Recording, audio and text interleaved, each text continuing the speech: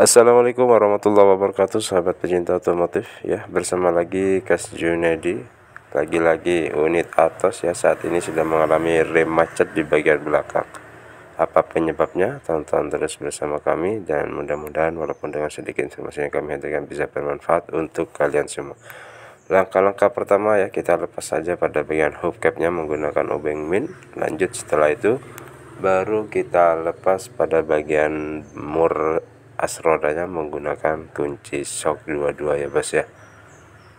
Sahabat otomotif dimanapun kalian berada ya, sedikit ilmu yang kami hadirkan mudah-mudahan bisa bermanfaat. Namun seperti biasa tidak menutup kemungkinan kami selalu berharap buat sahabat-sahabat agar supaya dukungannya dengan cara subscribe, like, komen, dan share. Buat sahabat-sahabat, jika sudah mau melakukan pelepasan di bagian tromol yang sedang mengalami kesulitan ya, kalian tinggal ikuti saja dengan cara sebagai berikut ya, dengan memberikan satu buah pipa panjang kemudian kita pukul seperti ini ya bos ya. Insya Allah tromol akan lepas dengan mudah. Sahabat otomotif dimanapun kalian berada, perhatikan saat tromol kita lepas. Nah ini bos ya, alhasil saat kita lepas ternyata pada bagian kampas yang sudah lepas dari dudukannya, sehingga menyebabkan pada bagian kampas itu terjadi pengereman ya, atau macet dan panas. Nah inilah penyebabnya, jadi kita harus mengganti satu set pada bagian kedua kampasnya, baik yang sisi depan ataupun belakang ini ya bos ya. Selain itu pada bagian cover ring yang sudah mengalami kebocoran, nanti kita akan sekalian servis apakah pada bagian cover masih bisa kita pakai, sehingga kita hanya mengganti di bagian karetnya saja. Sahabat otomotif dimanapun kalian berada ya, perhatikan saat kalian nanti mau pasang di bagian kampasnya. Nah di sini Kas Junedi akan sedikit memberikan tutorial bagaimana cara melakukan pemasangan kampas yang baik dan benar.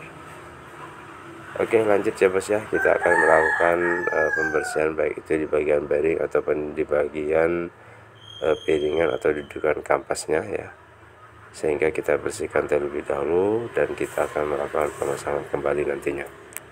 Dan ini adalah bentuk bearing yang luar ya, khusus pada unit Atos ada dua bearing, baik yang di dalam maupun yang di luar.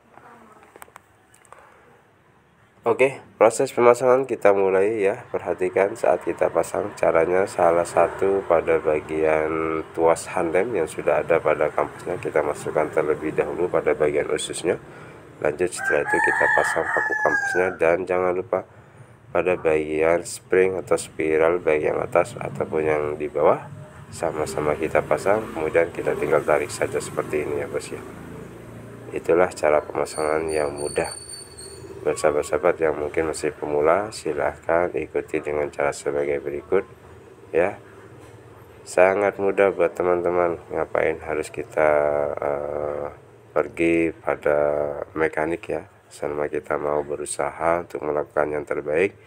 Insya Allah ada jalan dengan cara menonton di channel Kas Junedi yang tidak pelit ilmu, yang tidak ada niatan untuk menggurui dan hanya ada niatan untuk berbagi ya bos ya. Sadari bahwa kita terlahir dalam keadaan polos yang tidak mengenal apa-apa, dan kita wajib untuk berbagi kepada setiap sesama. Itulah visi dari Kas Junedi. Sahabat otomotif, jangan lupa setelah pemasangan di bagian spring ya, di sana ada setelan kampas, kalian harus lumasi terlebih dahulu menggunakan grease ataupun oli supaya di bagian setelan tersebut tidak macet. Dan lanjut nanti pada bagian kampas itu sendiri ada satu buah plat di mana posisinya ada di sebelah kiri. Jangan lupa juga springnya kalian pasang. Sudah cukup ya bos ya. Saya rasa cukup simpel cara pemasangan kampas yang baik dan benar.